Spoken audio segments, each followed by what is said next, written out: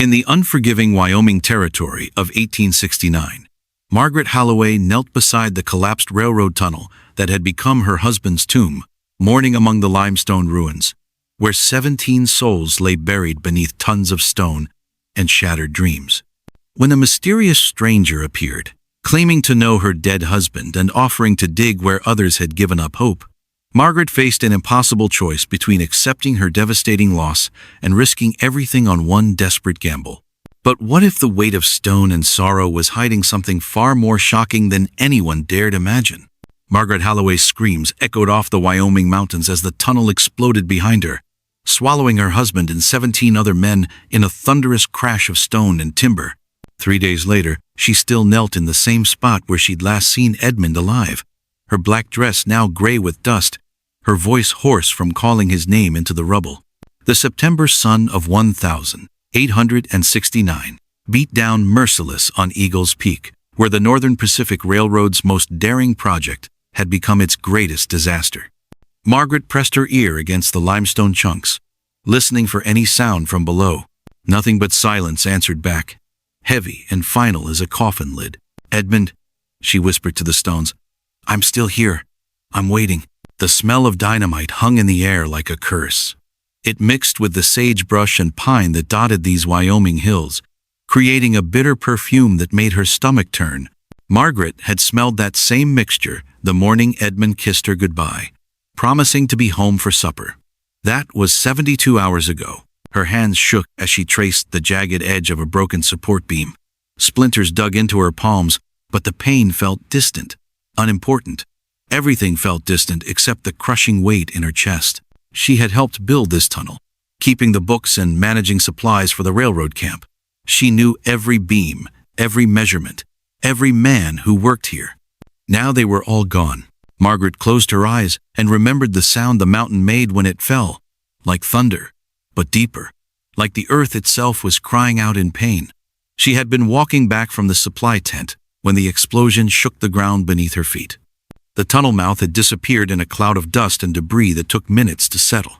When the air finally cleared, 18 men were buried alive. The rescue teams had worked for 2 days straight, moving rocks and timber with desperate hands. But yesterday morning, the railroad bosses called them off. Too dangerous, they said. The whole mountain was unstable now. Any more digging might cause another collapse. Margaret understood their reasoning. But understanding didn't make the abandonment hurt less. She opened her eyes and stared at the mountain of rubble before her.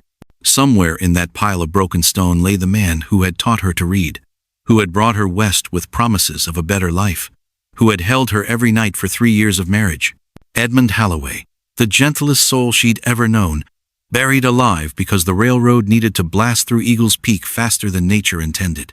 A hawk circled overhead, its cry sharp and lonely in the thin mountain air. Margaret watched it soar above the disaster, free from the weight that pressed down on everything below. She envied that bird its distance from human sorrow. The other wives had already gone back to town. Mrs. Patterson, whose husband died in the first cave-in last spring. Mrs. Chen, who lost her boy in a blasting accident 2 months ago. They understood grief, these women. They also understood when it was time to stop hoping and start surviving.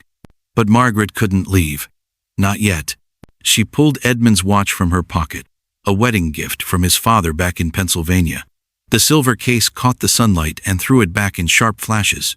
2 o'clock in the afternoon. Edmund should be taking his lunch break now, sitting in the shade with the other men, talking about the baseball scores from back east, or complaining about the Wyoming weather. Instead, he was trapped under tons of rock, if he was anything at all. Margaret had been born in the coal country of Pennsylvania, where cave-ins were as common as Sunday sermons. She'd seen women wait by collapsed mine shafts, praying for miracles that never came. She'd sworn she'd never be one of those women, waiting and hoping while life passed her by. Yet here she sat, waiting and hoping with the best of them. The wind picked up, carrying the scent of autumn down from the high peaks. Soon the snows would come, and the railroad work would stop for the winter. The men who survived would head to warmer places or hunker down in town. The tunnel would remain sealed until spring, a frozen tomb for the 18 souls trapped inside. Margaret pulled her shawl tighter around her shoulders. The black wool was practical, meant for mourning, but it also kept the mountain chill at bay. She'd been wearing mourning clothes since she was 12.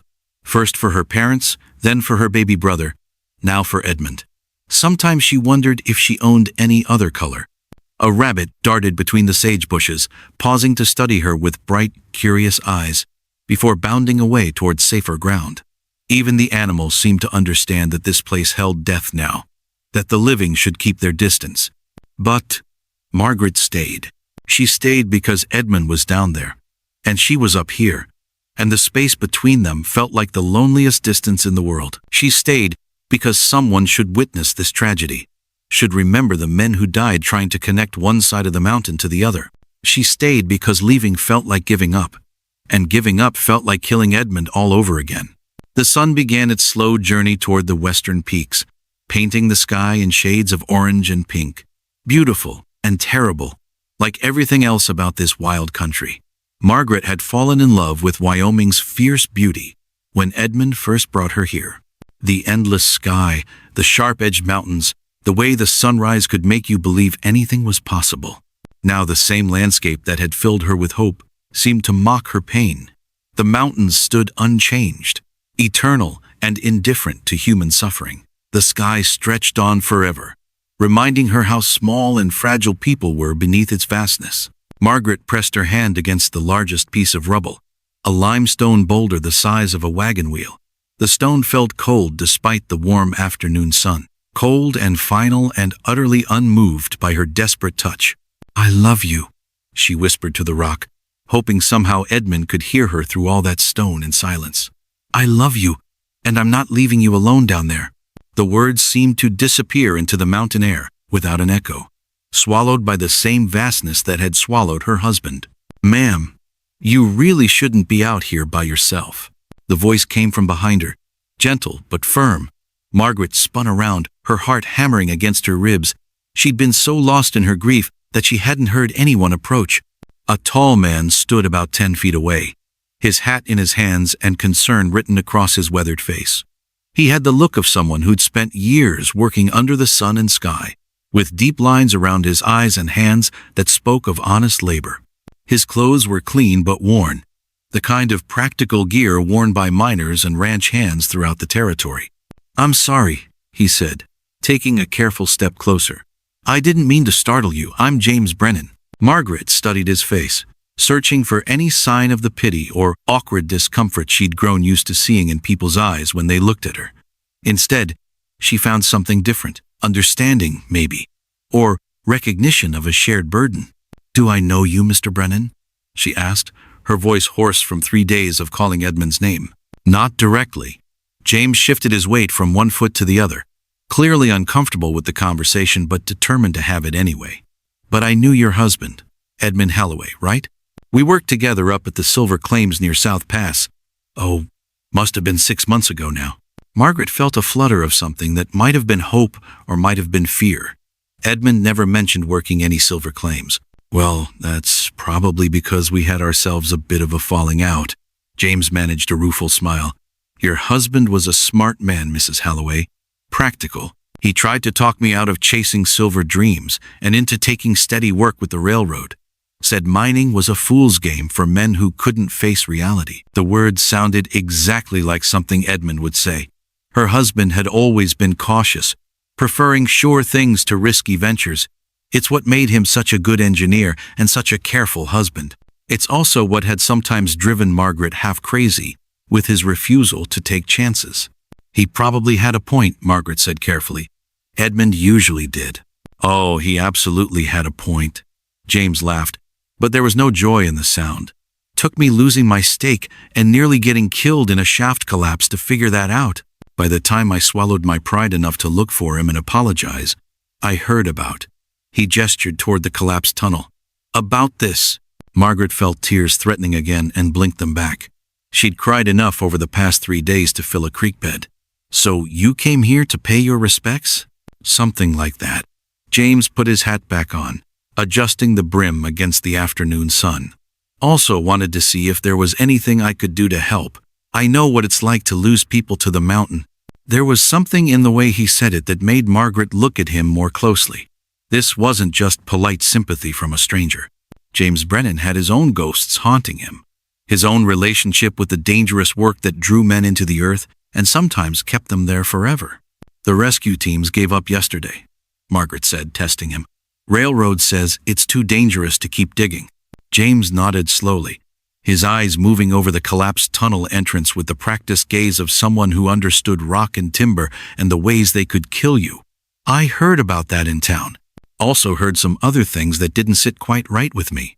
What kind of things? Well, for starters, I heard they're blaming the collapse on Edmund's blasting schedule, saying he approved too much powder, moved too fast, didn't follow proper safety measures. James met her eyes directly. That sound like the Edmund Halloway you knew? Margaret felt a spark of anger cut through her grief. Edmund was the most careful man alive. He checked every measurement twice, tested every beam, questioned every decision. He'd never rush a job or cut corners on safety. That's what I figured. James walked closer to the rubble pile, studying it with the intensity of a man reading a book. Your husband and I might have disagreed about silver mining, but I never met anyone who understood rock and timber better than he did. If Edmund Halloway approved a blasting schedule, you could bet your life it was the right one. Then why is the railroad saying otherwise? James was quiet for a long moment, running his hands along the broken stones like he was feeling for something specific. Maybe because it's easier to blame a dead man than admit they were pushing the schedule too hard. Maybe because Edmund's not around to defend himself anymore. The suggestion hit Margaret like a physical blow. The idea that Edmund might be blamed for his own death, that his reputation might be destroyed along with his body, sent a wave of rage through her that surprised her with its intensity. They can't do that, she said, standing up so quickly that black spots danced across her vision. They can't just lie about what happened here. They can if nobody challenges them. James stepped back from the rubble and looked at her with something that might have been respect. Question is, Miss Halloway, what are you planning to do about it? Margaret stared at him. This stranger who'd appeared out of nowhere with uncomfortable questions and impossible suggestions. Part of her wanted to send him away, to return to her quiet grief and leave the world's injustices to sort themselves out. It would be easier that way. Safer. But another part of her, a part that sounded suspiciously like Edmund's voice in her head, whispered that some things were worth fighting for, even when the fight seemed hopeless, even when you were just one woman against a powerful railroad company. I don't know, she admitted. I don't know what I can do. I'm nobody important, just a widow with no money and no influence. You're Edmund Halloway's wife, James said simply. You worked alongside these men, kept their records, knew their methods. If anyone can speak to your husband's character and competence, it's you. Margaret felt something stirring in her chest, something that had been buried under grief and shock for 3 days. It felt dangerous and unfamiliar, like a wild animal waking up from hibernation. The railroad has lawyers, she said. Important men in expensive suits who know how to make black look white and up look down.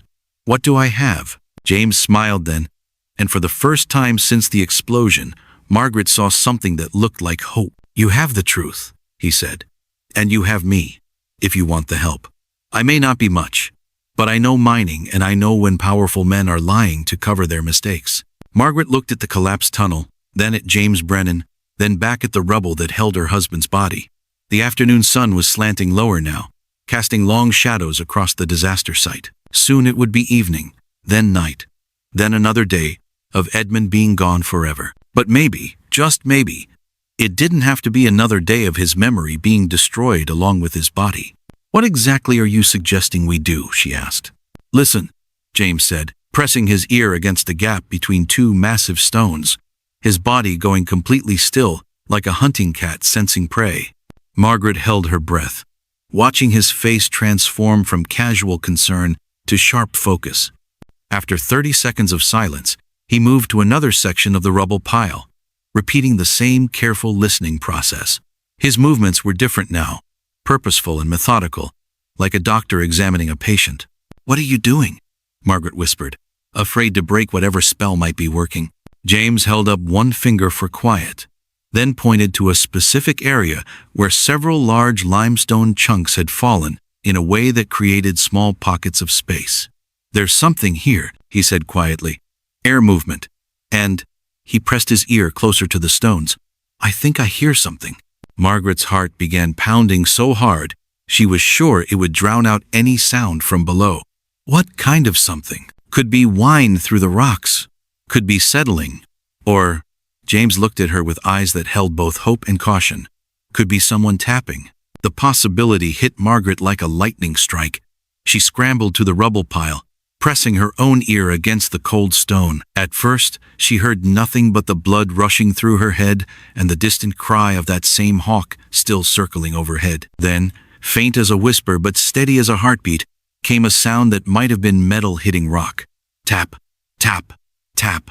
3 beats, then silence, then 3 beats again. "Edmund," Margaret breathed, tears streaming down her face. "That's Edmund's signal. 3 taps means I'm here in the mines back home." James was already moving, grabbing tools from the abandoned rescue equipment scattered around the site. How long can men survive down there without food or water? "Depends on the air supply and injuries," Margaret said, wiping her eyes and following him. "Edmund always said a man could last a week if he stayed calm and didn't panic. And it's been 3 days. James hefted a pick and started carefully removing smaller stones from around the area where they'd heard the tapping. "That gives us maybe 4 days to get them out, assuming they have air." Margaret picked up a shovel, her morning dress already ruined anyway. "The railroad bosses won't let us dig. They said it's too dangerous." "The railroad bosses aren't here right now." James paused in his work to look at her seriously. "But they will be, probably by tomorrow morning when word gets around that we're digging again. Question is, how much can we move before they stop us?" Margaret thought about Harrison Mills, the chief supervisor who'd made it clear that further rescue attempts were both pointless and costly. She thought about the way he'd looked at her when she'd asked about continuing the search, like she was a hysterical woman who couldn't accept reality. "Mills will bring the sheriff if he has to," she said. "He's got important people to answer to back east. This whole project is behind schedule because of the collapse." "Then we'd better work fast." James resumed his careful excavation, moving stones with the patience of a man who understood that one wrong move could bring the whole pile down on top of them. "Tell me about this tapping signal. Is there a way to communicate back?" Margaret grabbed a piece of iron pipe from the rescue debris and tapped it against the stone. 3 quick strikes. Pause. 3 more strikes. They waited in breathless silence until the answering taps came back, stronger now and definitely coming from the area James had identified. "That's them," Margaret said, fresh tears mixing with the dust on her cheeks. "That's definitely them." James nodded grimly. "Problem is, they're deep. This isn't going to be a quick dig. We're talking about moving tons of rock, and we'll need to shore up the sides as we go or risk another collapse." "How long do you think it will take? With just the 2 of us?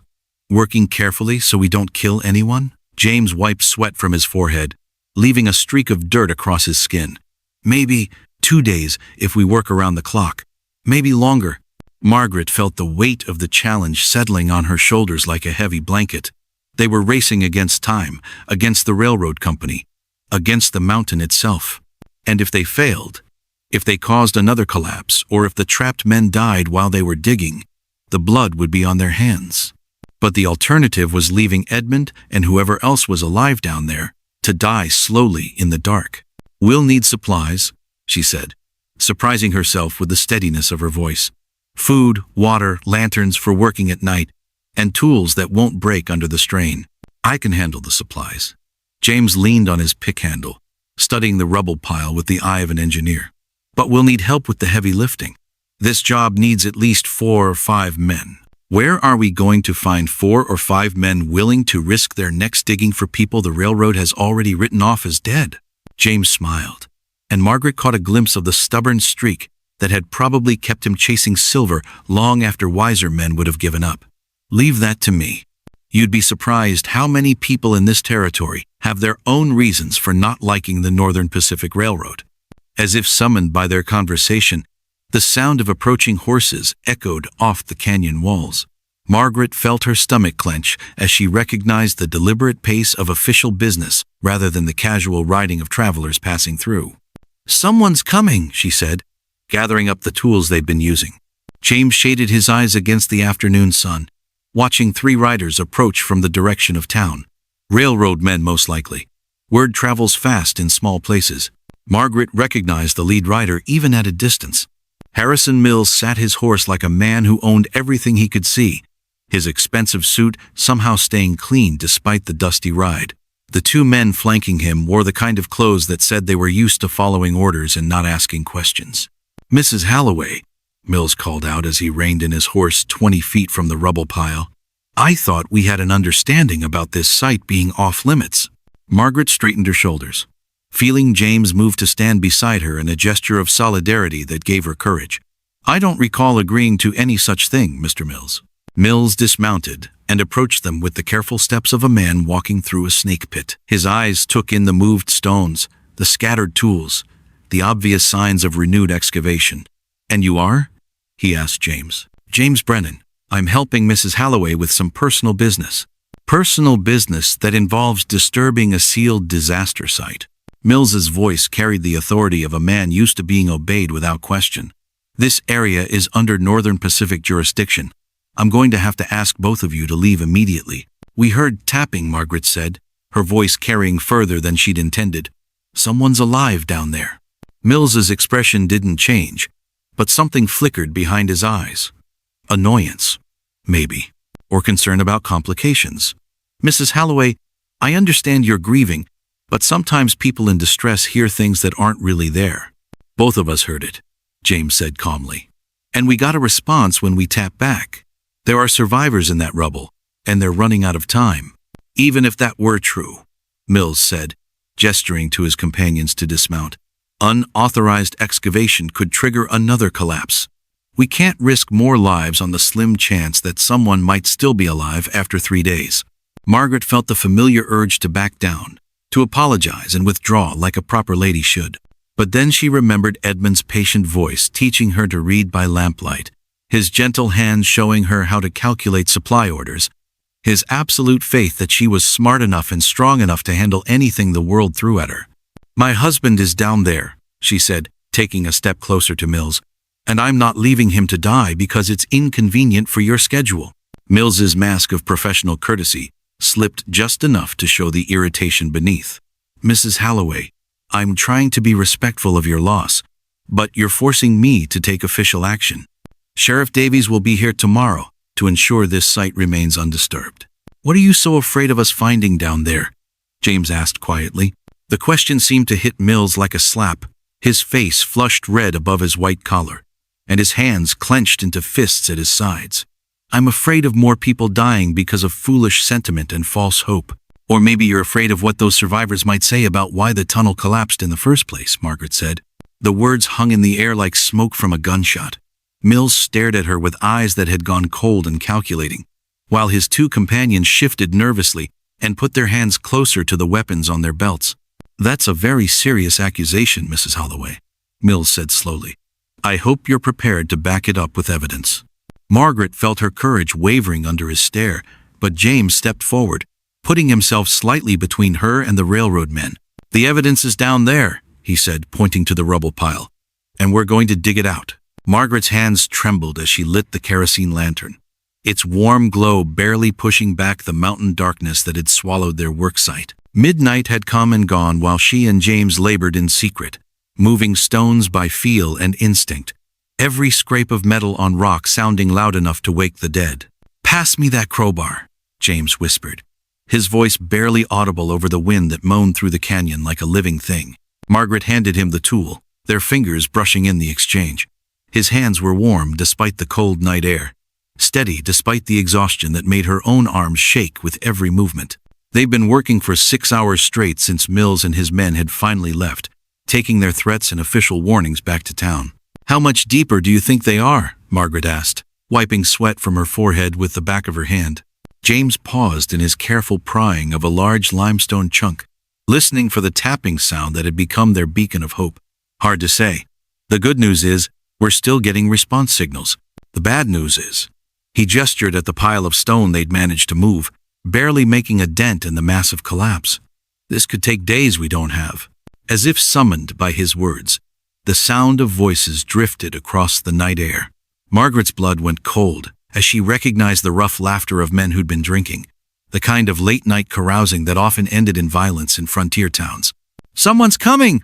she hissed, quickly extinguishing the lantern. James grabbed her hand, pulling her behind a large boulder that offered some protection from view. Could be anyone. Cowboys heading home, maybe, or miners from the claims up north. But Margaret knew better. She'd heard that particular combination of voices before, outside the saloon where railroad workers spent their pay and their anger in equal measure. These weren't random travelers. These were men with purpose. And that purpose likely involved stopping the dig that threatened to expose uncomfortable truths. Mrs. Halloway, a voice called out in a mock-friendly tone. We know you're out here. No point hiding like a scared rabbit. Margaret recognized Pete Morrison, a foreman who'd worked with Edmund but had never liked taking orders from someone smarter than himself. She'd seen the way he looked at her husband, with the resentment of a man who knew he'd never measure up but couldn't admit it to himself. Come on out, and bring your friend with you, Morrison continued. We just want to have a friendly conversation about why you're disturbing the peace of the dead. James squeezed Margaret's hand, then carefully peered around the boulder. Margaret could hear his sharp intake of breath and knew what he was seeing. Morrison hadn't come alone, and these weren't men interested in conversation. How many? She whispered. 4, maybe 5. And they're carrying more than just harsh words.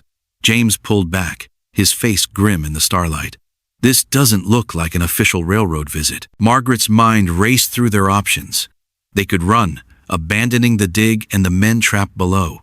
They could surrender and hope Morrison's men would be satisfied with just scaring them off. Or they could stand their ground and face whatever consequences came with defying the kind of men who settled disputes with fists and worse.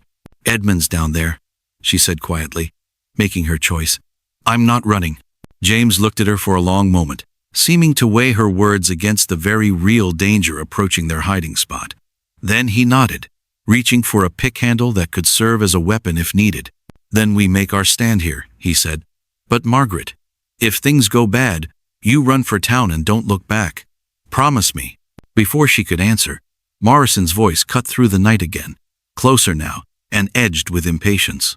We found your lantern, Mrs. Halloway, and we can see where you've been digging. Now come out so we can discuss this like civilized people.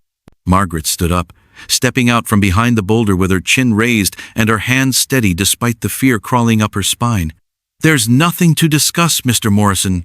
This is open territory, and I have every right to be here.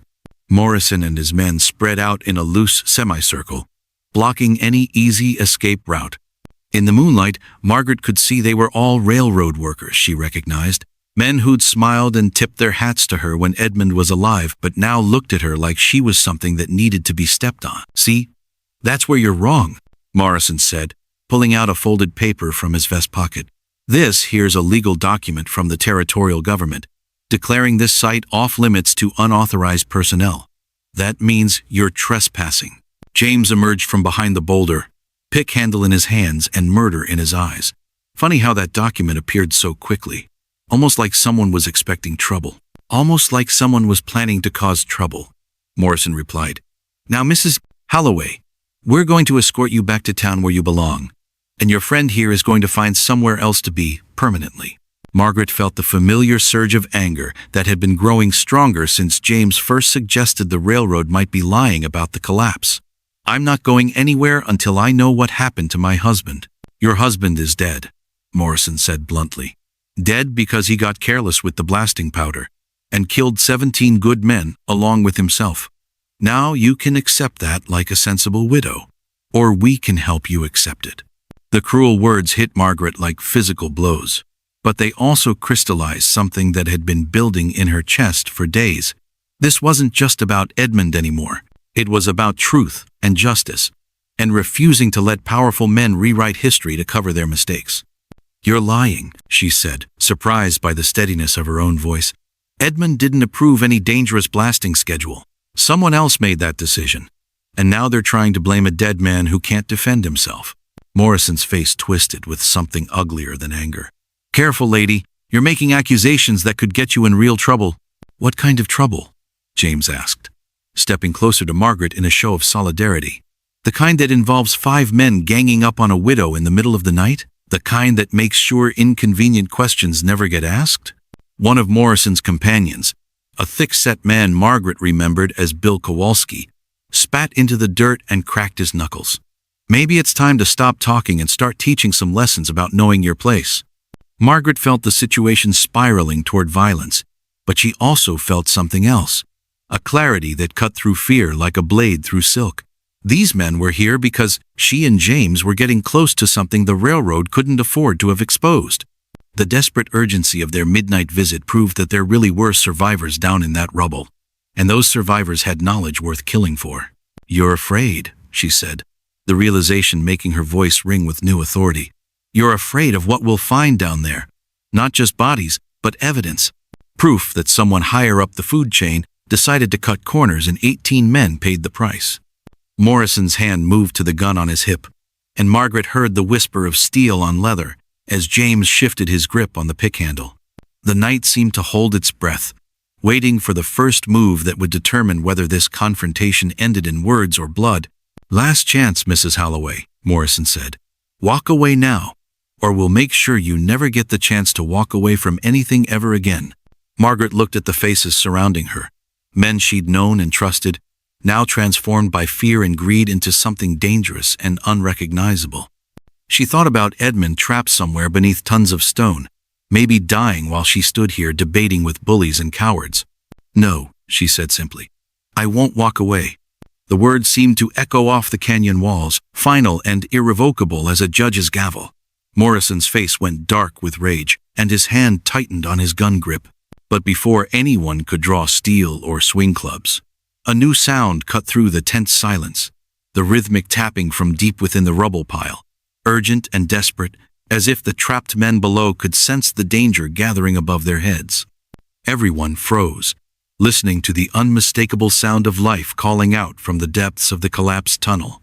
"Jesus," one of Morrison's men whispered, crossing himself. "There really are people down there." Morrison's carefully constructed authority cracked like thin ice. His face went pale in the moonlight, and his gun hand trembled as the implications hit him. Living witnesses. Men who had been in the tunnel when it collapsed, who knew exactly what had happened and why. "Doesn't change anything," he said, but his voice lacked its earlier conviction. "Even if there are survivors, this isn't the way to get them out. We need proper equipment, experienced crews. We need to get them out before they die." Margaret interrupted, her fear transforming into blazing determination. "And we need to get them out before someone decides they're inconvenient witnesses who should have stayed buried." The accusation hung in the air like a loaded gun.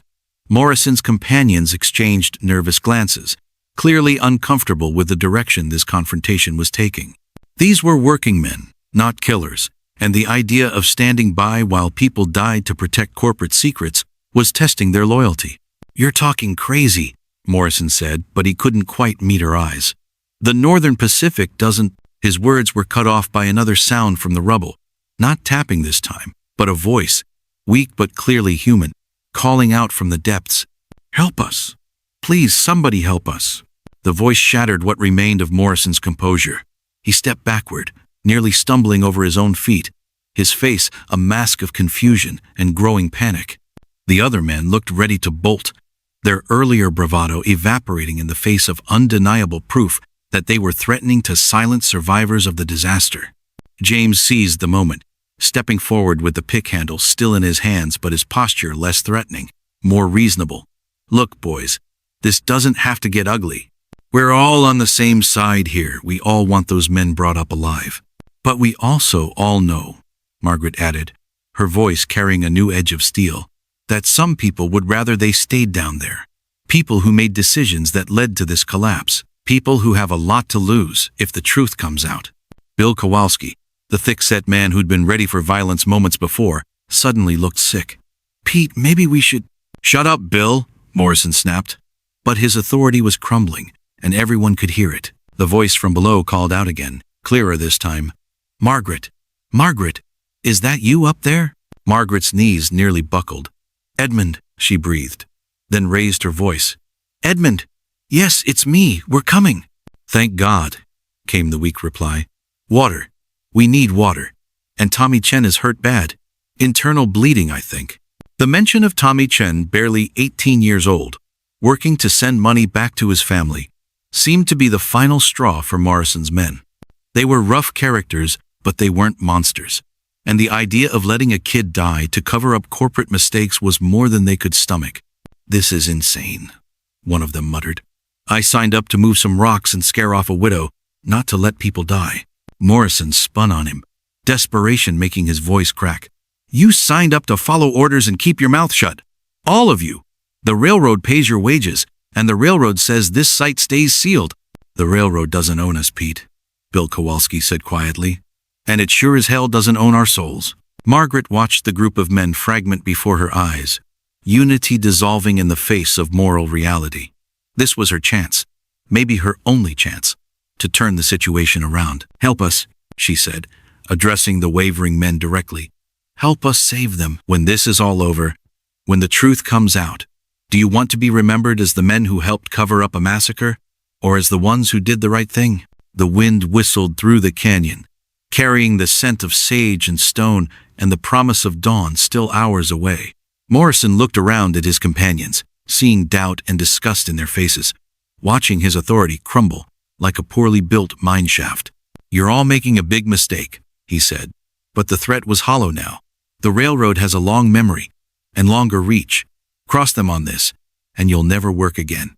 "Maybe," James said calmly, "but we'll be able to look at ourselves in the mirror. Question is, Pete, will you?" Morrison's hand fell away from his gun, his shoulders sagging in defeat. The fight had gone out of him, replaced by the dawning realization that he was on the wrong side of something bigger than corporate loyalty. "I was just following orders," he said, the words sounding weak even to himself. "So were the men who died in that tunnel," Margaret replied. "The difference is you still have a choice." The first explosion of dynamite split the dawn sky like thunder, and Margaret knew their time had just run out. She scrambled up from the rubble pile, where she'd been carefully moving stones all night, her hands bloodied from the sharp limestone edges. James appeared beside her, his face grim as he pointed toward the distant cloud of dust rising from the canyon entrance. "They're blasting the access road," he said, "sealing us in." Margaret felt her stomach drop as the reality hit her. While they'd been focused on the rescue, someone had been planning a more permanent solution to the problem of inconvenient witnesses.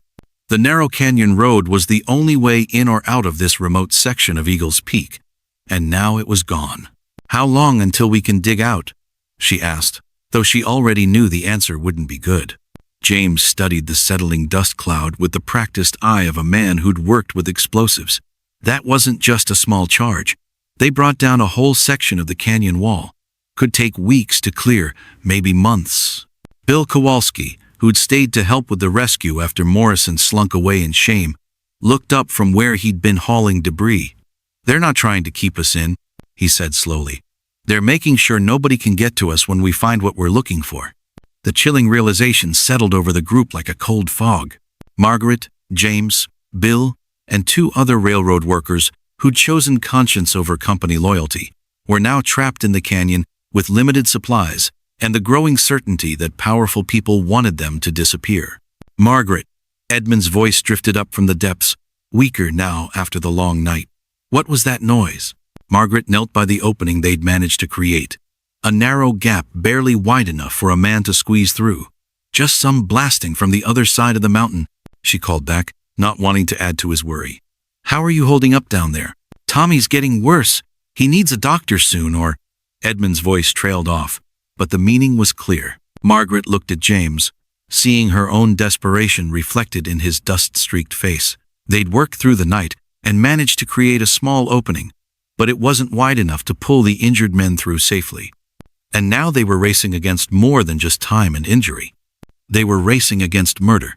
"We need bigger charges," James said quietly, so his voice wouldn't carry to the trapped men below.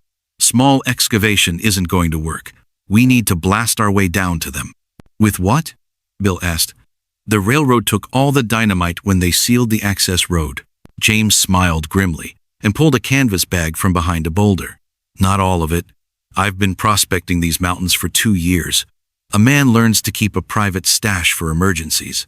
Margaret stared at the bag, knowing it represented both salvation and destruction. One wrong calculation, one mistake in placement, and they could bring the whole mountainside down on top of Edmund and the other survivors.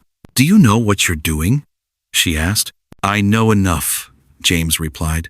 "Question is, Do we trust the railroad to let us live long enough to dig them out the slow way? As if summoned by his words, the sound of approaching horses echoed off the canyon walls. Margaret's blood chilled as she recognized the purposeful rhythm of an organized group moving with military precision. "Company's coming," Bill muttered, reaching for the rifle he'd brought from town.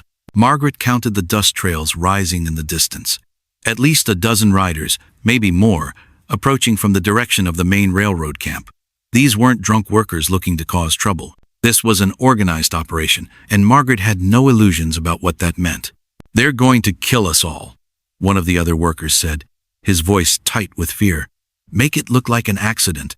Another cave in that claimed a few more lives." James was already moving, placing charges with the quick efficiency of a man who'd done this work before. Maybe they're planning to wait us out. Let thirst and hunger do their work for them. "Either way," Margaret said, surprised by the steadiness of her own voice, "we need to get those men out of there now." She knelt by the opening again, calling down to Edmund. "We're going to use some blasting powder to widen the opening. Get everyone as far back from this side as you can, and cover your heads with whatever you can find." "Margaret, what's really happening up there?" Edmund's voice carried the weight of 20 years working dangerous jobs. He knew when people were telling him comfortable lies. Margaret closed her eyes, then opened them with new resolve. "The railroad doesn't want you coming back up, Edmund. They're afraid of what you might say about why the tunnel collapsed." The silence from below stretched long enough that Margaret feared the worst. Then Edmund's voice came back, harder now, edged with the same anger that had been building in her chest for days. "Do what you have to do," he said. "We'll be ready." James lit the fuse with steady hands, then grabbed Margaret's arm. "Everybody get back."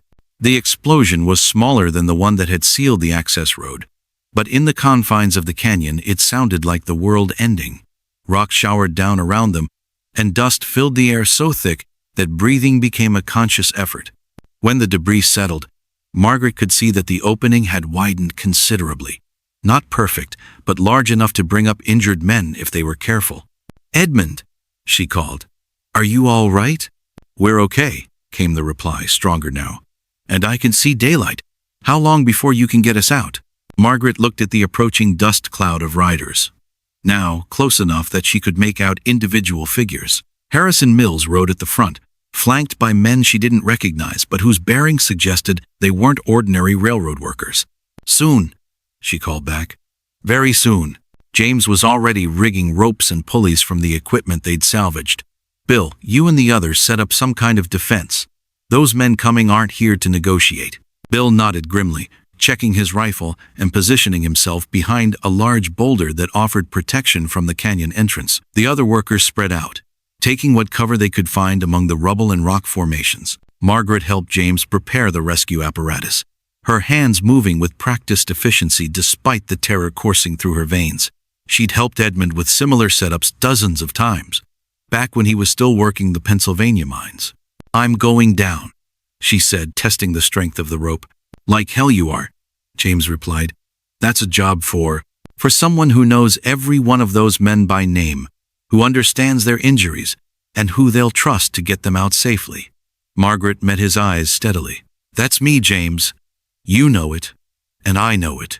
James looked like he wanted to argue, but the sound of approaching hoofbeats was getting louder. Whatever they were going to do, they needed to do it now. "5 minutes," he said. "Get them ready to come up, then we pull you all out fast." Margaret nodded and swung herself over the edge of the makeshift opening, rappelling down into the darkness where her husband and 3 other men had been waiting to die. The smell hit her first, the sick sweet odor of infection and the metallic tang of blood. Then her feet touched solid ground, and she was in the trapped chamber, face to face with the consequences of corporate greed and criminal negligence. Edmund looked terrible, gaunt, dehydrated, streaked with dirt and dried blood, but his eyes were alert, and when he saw her, his face lit up with a mixture of joy and disbelief that nearly broke her heart. "I knew you'd come," he whispered, pulling her into his arms. "I knew you wouldn't give up." Margaret held him for a precious few seconds, feeling the solid reality of his body, the steady beat of his heart against her chest. Then she pulled back to assess the situation. Tommy Chen lay unconscious against the far wall. his breathing shallow and labored. An older man named Patrick O'Brien sat beside him, holding a makeshift bandage against what looked like a serious head wound. The fourth survivor, a young Irish immigrant called Seamus, appeared to be in the best shape of the group, though that wasn't saying much. "Tommy first," Margaret said, her voice all business now. "Then Patrick. You and Seamus can help yourselves up if we get you close enough to the top." Edmund nodded, then grabbed her arm. "Margaret, there's something you need to know. About the collapse. About why it really happened. Tell me when we get you out of here," she said. But Edmund shook his head. "No, now, in case something goes wrong." He pulled a folded paper from his shirt pocket, somehow preserved despite everything. "This is my report from the morning of the collapse. The real blasting schedule I submitted, and Mills's handwritten changes. Changes that made the charges too powerful for the rock formation." Margaret stared at the paper, understanding its significance immediately. This was proof. Evidence that could destroy careers and possibly send men to prison. Evidence that powerful people would kill to suppress. "Mills changed your numbers? Doubled the charges and cut the safety margins in half. Said the board of directors was breathing down his neck about the schedule." Edmund's voice was bitter with exhaustion and rage. 18 men died because some rich men in New York wanted their railroad finished 2 weeks earlier. Margaret tucked the paper inside her dress, next to her heart. "Then we make sure the world knows it." Above them, the sound of gunfire echoed through the canyon, sharp and deadly in the morning air. "Margaret, get up here now!"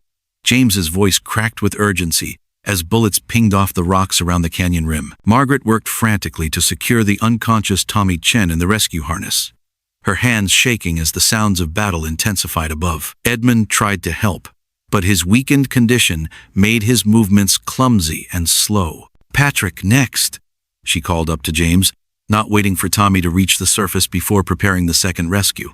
"No time," James shouted back. "They're closing in. We need to move everyone now or we're all dead." Margaret looked around the narrow chamber at the 3 conscious men. Patrick O'Brien could barely stand, his head wound still bleeding despite the makeshift bandage. Seamus looked stronger, but was nursing what appeared to be a broken arm. Edmund was running on pure willpower and little else. "Can you climb?" she asked Edmund, knowing the answer but hoping anyway. Edmund tried to grip the rope with his torn hands, then shook his head grimly. "Not fast enough. Not far enough." The gunfire above grew more intense, punctuated by James shouting orders to Bill and the other defenders.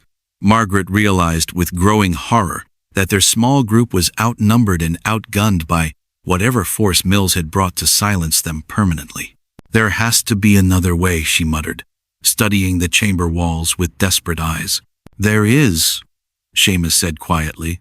He pointed to a narrow crack in the far wall, barely visible in the dim light filtering down from above. "Air's been moving through there since the collapse. Could be it connects to one of the old mining shafts." Margaret stared at the crack, which looked barely wide enough for a child to squeeze through. "How do you know about old mining shafts?" "I worked them before I took railroad pay," Seamus explained. "This whole mountain's riddled with abandoned tunnels from the silver boom 5 years back. Most of them connect somewhere." Edmund was already moving toward the crack, running his hands along its edges with the practiced touch of a man who'd spent his life reading rock formations. "He's right. This is natural limestone cavern, carved by water over centuries. The mining companies just followed the existing passages." "But we don't know where it leads," Margaret protested. "It could dead end in 100 yards or open onto a cliff face or—" Her words were cut off by a new sound from above, the distinctive whistle of a dynamite fuse burning down. Someone was preparing to blast the opening they'd worked so hard to create, sealing the chamber permanently with everyone inside. "That settles it," Edmund said grimly. "We go through the crack or we die here." Margaret felt the familiar surge of terror and determination that had been driving her for days. She'd come too far and risked too much to let corporate killers win now. "Seamus first," she decided. "He's the strongest, and if there's trouble ahead, we'll need someone who can handle it." Seamus nodded and squeezed into the narrow opening, his broad shoulders scraping against the stone walls.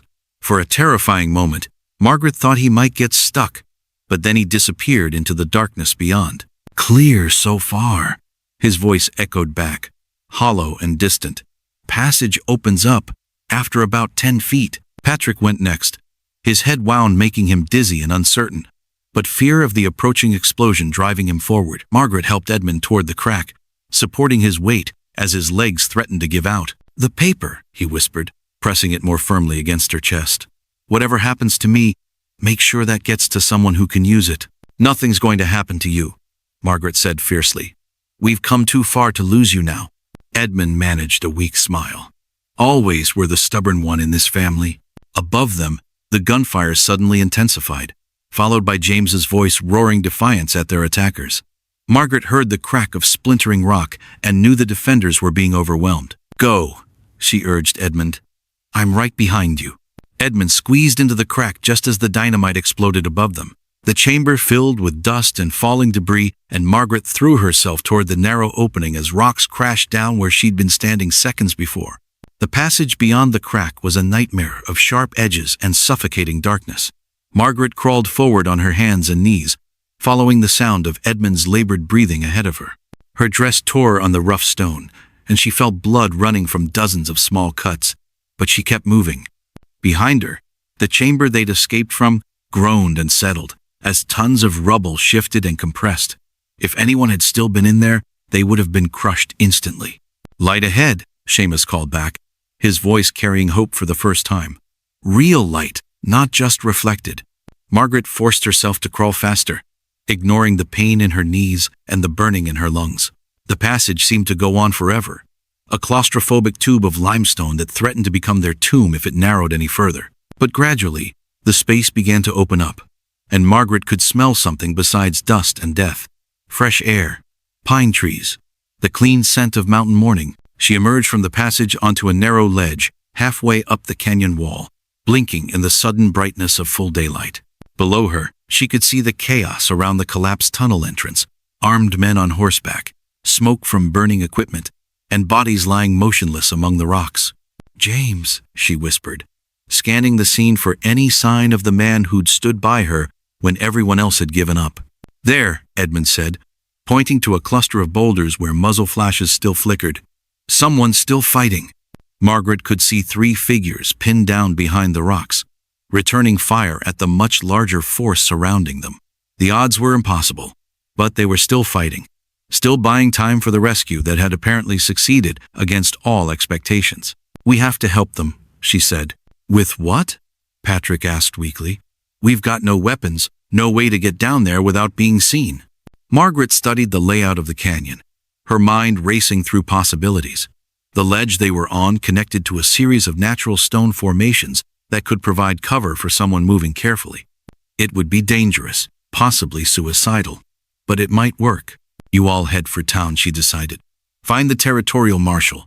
Show him Edmund's report. Get the real story out before Mills can cover this up."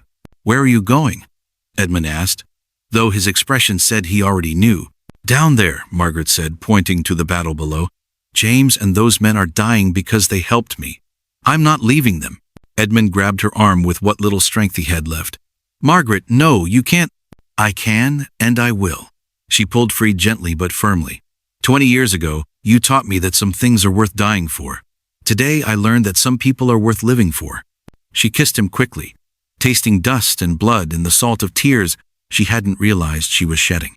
Then she was moving along the ledge, using every scrap of cover the mountain provided, working her way down toward the gunfight that would determine whether truth or money won this particular battle. Behind her, she heard Edmund's voice calling her name, but she didn't look back. She'd spent 3 days learning that love sometimes meant letting go, and sometimes it meant holding on no matter what the cost. Today, it meant both. Margaret moved like a woman possessed, using every shadow and outcropping the canyon wall provided. Her torn dress snagged on rough stone, and loose rocks skittered away under her feet, but she pressed on with the desperate focus of someone who had already lost everything and found it again. Below, she could see the situation growing more desperate by the minute. James and his 2 remaining companions were pinned behind their boulder fortress, their ammunition clearly running low based on the decreasing frequency of their return fire. Mills's force had spread out in a wide circle, closing in methodically like wolves around wounded prey.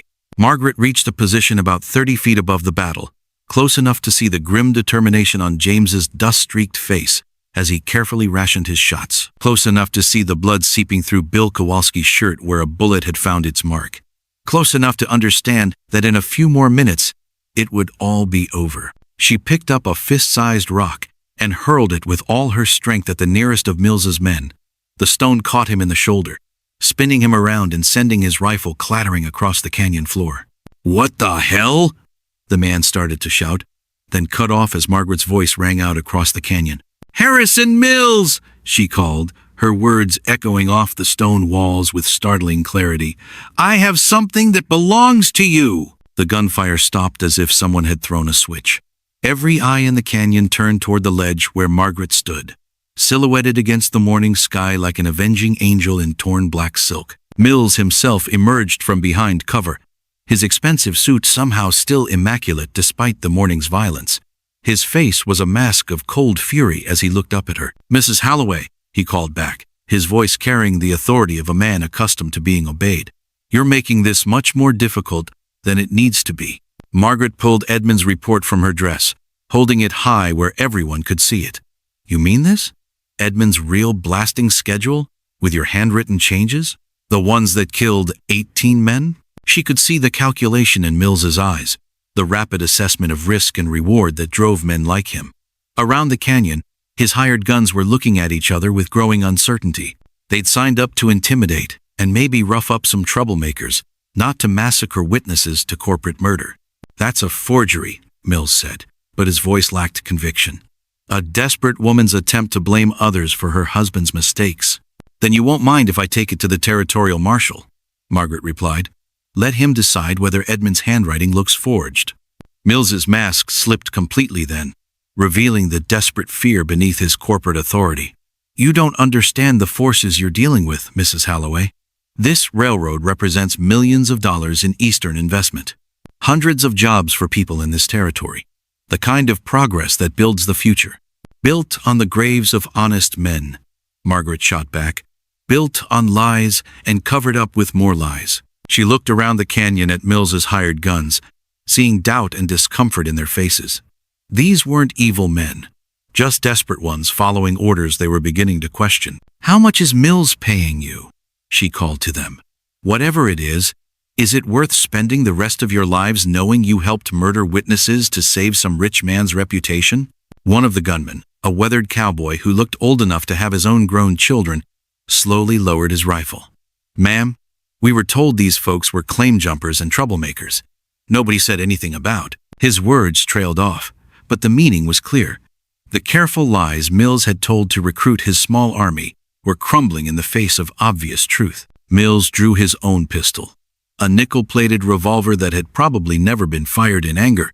"Get back in position," he snarled at his wavering men. "All of you, this ends here today." But his authority was broken now, shattered by Margaret's simple act of standing up and speaking truth to power. More of his men were lowering their weapons, stepping back from a fight they no longer understood or believed in. "It's over, Mills," James called from his position behind the rocks. "Your men won't follow you into murder. And that paper proves what really happened here." Mills's face went red with rage and desperation. He raised his pistol toward Margaret, his hands shaking with emotion. "If I can't have that report destroyed, then I'll destroy the woman carrying it." The shot echoed across the canyon like thunder, sharp and final in the morning air. But it wasn't Mills who fired. Bill Kowalski, despite his wounds, had managed to get a clear shot at the railroad supervisor. Mills crumpled to the canyon floor, his expensive suit finally stained with something that couldn't be brushed away. The remaining gunmen threw down their weapons immediately, hands raised in surrender. The fight had gone out of them completely with their leader's fall. Margaret climbed down from her perch, her legs shaking with exhaustion and relief. James met her halfway, catching her as she stumbled on the loose rocks. "Is it really over?" she asked, hardly daring to believe it. James looked at the scattered weapons, the surrendering men, the damning documents still clutched in Margaret's hand. "It's over," he said. "The truth won." Margaret nodded, then looked back up the canyon wall where Edmund and the other survivors were making their slow way toward town and safety. Edmund's vindication was complete, his reputation restored, his sacrifice given meaning. But more than that, Margaret had discovered something about herself in the depths of this crisis. She wasn't just Edmund Halloway's wife anymore, wasn't just a widow to be pitied and dismissed. She was Margaret Halloway, a woman who could stand against powerful men and win, who could face down corporate corruption and emerge victorious. The weight of stone and sorrow that had pressed down on her for days was finally lifting, replaced by something stronger and more enduring. The weight of truth, and the knowledge that sometimes one person's courage could move mountains. Mrs. Halloway, the board of directors has decided to offer you a substantial settlement in exchange for your discretion about recent events. The lawyer's voice dripped with practiced charm as he spread official-looking papers across the hotel room table, but Margaret could see the desperation behind his expensive suit and polished manners. 3 weeks had passed since the Canyon battle, and the Northern Pacific Railroad was scrambling to contain a scandal that threatened to destroy them. How substantial? Margaret asked, though money was the furthest thing from her mind. $50,000, the lawyer said smoothly. Enough to buy a fine house anywhere in the country. Ensure your comfort for life. All we ask is that you sign this agreement stating that your husband's death was an unfortunate accident, not the result of any corporate negligence. Margaret looked at Edmund, who sat beside her with his arm still in a sling from injuries sustained during his 4 days underground. His face showed the same disgust she felt at the lawyer's attempt to buy their silence with blood money. "And if I refuse?" she asked. The lawyer's smile never wavered, but his eyes grew cold. "The Northern Pacific employs some of the finest legal minds in the country, Mrs. Halloway. We have resources to tie up any legal proceedings for years, maybe decades. You could spend the rest of your life fighting us in court and never see justice.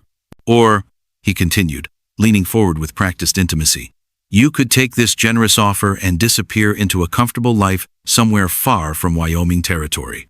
The choice is yours." Margaret stood and walked to the window, looking out at the bustling main street of Cheyenne. The territorial capital was growing fast, fueled by railroad money and Eastern investment. Important men in expensive clothes made deals that shaped the future, while ordinary people struggled to survive another day. It would be easy to take the money and run. Edmund was alive, the other survivors were recovering, and they had enough evidence to ensure their own safety. They could disappear into comfortable anonymity and let someone else fight the railroad's power. But 18 men were still dead, buried in a cemetery on the edge of town with headstones that blamed them for their own deaths. Their families deserved better than comfortable lies and corporate settlements. "I want to speak with the territorial governor," Margaret said, turning back to face the lawyer. The man's composure cracked slightly. "Mrs. Halloway, Governor Campbell is a very busy man with many important responsibilities. I hardly think, then you'd better find a way to make time in his schedule." Margaret interrupted. "Because tomorrow morning, I'm taking Edmund's report and the testimony of 4 survivors to every newspaper between here and Denver. The day after that, I'm talking to the federal marshal about corporate murder charges." The lawyer's face went white. "You're making a terrible mistake. The Northern Pacific has influence at the highest levels of government. We can destroy you." "You already tried that," Edmund said quietly. "It didn't work." Margaret walked to the door and opened it, her message clear. "You have until tomorrow morning to arrange a meeting with Governor Campbell. After that, this becomes a very public conversation." The lawyer gathered his papers with shaking hands, his carefully constructed authority crumbling like poorly built scaffolding. "This isn't over, Mrs. Halloway." "You're right," Margaret replied. "It's just beginning." After the lawyer left, Edmund pulled Margaret close, his good arm wrapping around her waist. "Are you sure about this? Fighting the railroad means fighting some of the most powerful men in the country." Margaret thought about the 3 days she'd spent believing he was dead, the weight of grief and helplessness that had nearly crushed her spirit. Then she thought about the moment she'd heard his voice from beneath the rubble, the surge of hope and determination that had carried her through everything that followed. "I'm sure," she said. "Those men died because someone decided their lives were worth less than a few weeks of schedule. If we don't fight for them, who will?" The next morning brought an unexpected visitor to their hotel room. Governor John Campbell himself, a tall man with silver hair and the kind of quiet authority that came from years of making difficult decisions. He arrived without fanfare, accompanied only by a single aide who took notes in careful script. "Mrs. Halloway," Campbell said, settling into a chair across from Margaret and Edmund. "I've heard some disturbing reports about recent events at Eagles Peak." Margaret studied the governor's face, looking for signs of the corruption and corporate influence she'd come to expect from powerful men. Instead, she found something that looked like genuine concern. "What kind of reports?" she asked carefully. Campbell pulled out a thick folder filled with documents. Reports that Harrison Mills exceeded his authority in ordering unsafe blasting procedures. Reports that he attempted to cover up his mistakes by blaming your husband for the deaths of 17 innocent men. Reports that he hired gunmen to silence witnesses to his crimes. Margaret felt her heart racing. Where did those reports come from? "Multiples sources," Campbell replied. "The surviving gunmen Mills hired have been very cooperative since their leader's death. Several railroad workers have come forward with evidence of safety violations and intimidation. And of course, there's this." He held up a document that Margaret recognized immediately. Edmund's original report with Mills's handwritten changes. "One of Mills's own men brought this to my office yesterday," Campbell explained. "Apparently, his conscience got the better of him after he learned about the gunfight in the canyon." Edmund leaned forward, his voice tight with emotion. "What does this mean for the families of the men who died?" "It means justice," Campbell said simply. "The territorial government is launching a full investigation into Northern Pacific's operations in Wyoming. We're also pursuing federal charges against several company executives for conspiracy and negligent homicide." Margaret felt tears starting in her eyes, but they weren't tears of sorrow this time. "And the families will receive substantial compensation from the railroad, along with public acknowledgement that their loved ones died as heroes, not as the victims of their own carelessness." Campbell's voice carried the weight of official promise. "The Northern Pacific will also be required to implement new safety standards for all future construction projects." "The railroad won't fight this?" Edmund asked. Campbell smiled grimly. "Oh, they'll fight, but they're fighting from a position of weakness now, not strength. Public opinion has turned against them. Their own employees are testifying against them, and the federal government is taking a very close interest in their business practices." Margaret looked at Edmund, seeing the same mixture of relief and vindication in his eyes that she felt in her own heart. It wasn't complete victory. The dead couldn't be brought back, and the railroad would find ways to minimize their losses. But it was justice of a kind, and acknowledgement that ordinary people's lives had value. "There's one more thing," Campbell said, pulling out another document. "The territorial legislature is considering a bill to create new oversight procedures for all major construction projects. We're calling it the Halloway Act, in honor of your husband's dedication to worker safety." Edmund's face flushed with emotion. "I'm honored, Governor, but I'm not the one who deserves credit for this. My wife is the one who fought when everyone else gave up. She's the one who risked everything to get the truth out." Campbell turned to Margaret with newfound respect. "Is that true, Mrs. Halloway?" Margaret thought about the long days and nights of the past month, the fear and desperation and gradual building of determination that had carried her from helpless widow to effective advocate for justice. It seemed like a lifetime ago that she'd knelt by the rubble pile, calling Edmund's name into the silence. "I just did what anyone would do," she said. "I refuse to let good men be forgotten." Campbell stood, shaking hands with both of them. "Mrs. Halloway, if more people had your courage and determination, this territory would be a much better place. I hope you'll consider staying in Wyoming. We need people like you helping to build our future." After the governor left, Margaret and Edmund sat in comfortable silence, processing the weight of everything that had changed. The woman who had knelt in the dust 3 weeks ago, paralyzed by grief and helplessness, seemed like a stranger now. "What do we do now?" Edmund asked. Margaret looked out the window at the bustling street, thinking about all the people who struggled against powerful forces every day, who needed someone to stand up for them when no one else would. "I don't know," she admitted. "But I know we don't go back to the way things were." 5 years later, Margaret Halloway stood before the Wyoming Territorial Legislature, her voice carrying the same quiet authority that had once defied a railroad empire in a mountain canyon. "Gentlemen, the Miners' Safety Commission has identified 12 mining operations in this territory that are currently violating basic safety standards," she read from her prepared statement. "Without immediate intervention, we will see more disasters like the one at Eagle's Peak." The legislators listened with the respectful attention they'd learned to give Margaret over the years. The woman who had started as a grieving widow demanding justice had become the territory's most effective advocate for worker rights and industrial safety. Edmund watched from the gallery, pride evident on his weathered face. His injuries from the tunnel collapse had ended his career as a field engineer, but he'd found new purpose as Margaret's partner in their safety consulting firm. Together, they'd prevented more disasters than they could count, saving lives through careful inspection and stubborn advocacy.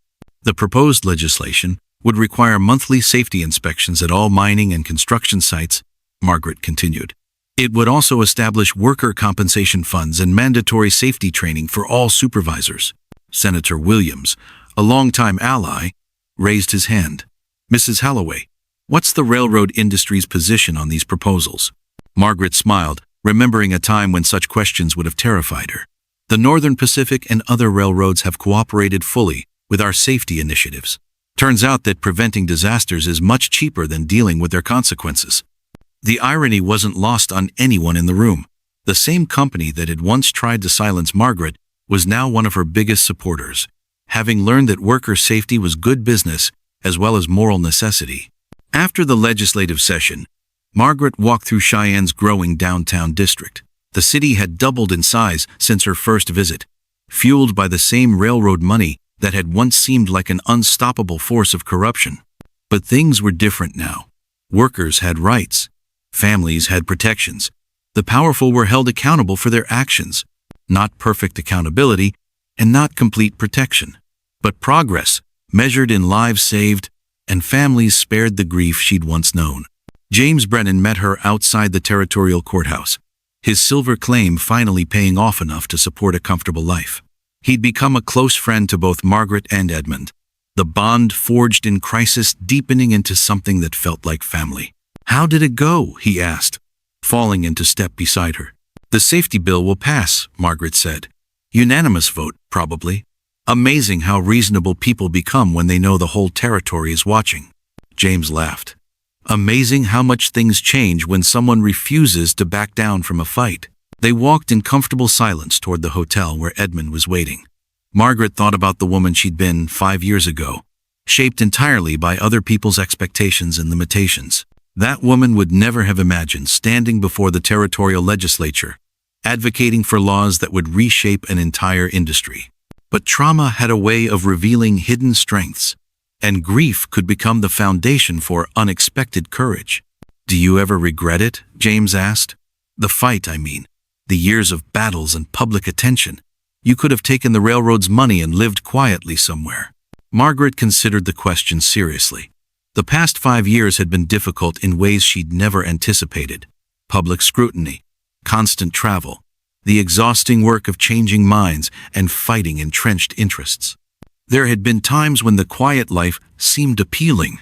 But then she thought about the families she'd met, the workers whose lives had been saved by improved safety standards, the women who'd found their own voices after seeing what was possible when someone refused to accept injustice. No, she said firmly, I don't regret it. They reached the hotel just as the sun was setting behind the mountains, painting the sky in shades of gold and crimson. Edmund was waiting on the front porch, reading a letter that had just arrived on the afternoon train. What's that? Margaret asked, settling beside him on the wooden bench. Letter from Tommy Chen's family in California, Edmund said, his voice warm with satisfaction. Tommy's doing well, working as a safety inspector for the Central Pacific Railroad. Says he owes his life to a stubborn woman who wouldn't give up on him. Margaret felt the familiar warmth that came from knowing their work had meaning beyond the public victories and legislative achievements. Real people living real lives because someone had chosen to fight when fighting seemed impossible. There's something else, Edmund continued. The territorial governor wants to nominate you for the new position of Inspector General for Industrial Safety. It would mean oversight authority for every major construction and mining project in Wyoming. Margaret stared at him, hardly believing what she was hearing. Inspector General? That's a federal position. With federal authority, James added, grinning at her shocked expression, you'd have the power to shut down any operation that doesn't meet safety standards. The railroad companies would have to answer to you. Margaret tried to imagine it.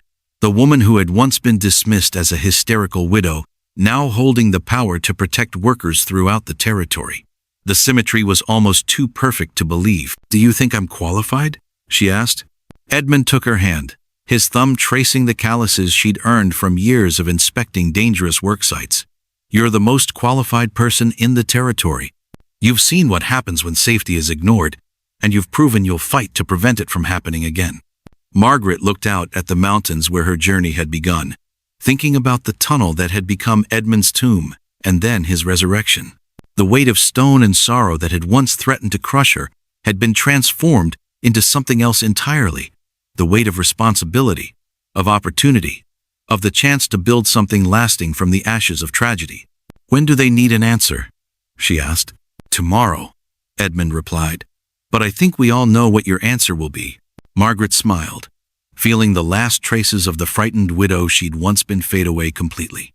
In her place stood someone new, someone who had learned that individual courage could move mountains, that truth was more powerful than money, and that sometimes the most important battles were fought not for personal gain, but for the simple principle that every life had value. "Yes," she said, her voice carrying across the evening air with quiet certainty. "My answer is yes."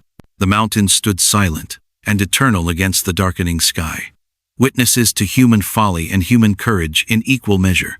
But for the first time since that terrible day when the tunnel collapsed, Margaret felt that the balance had shifted towards something better. The weight of stone and sorrow had become the foundation for hope, and from that foundation, anything was possible.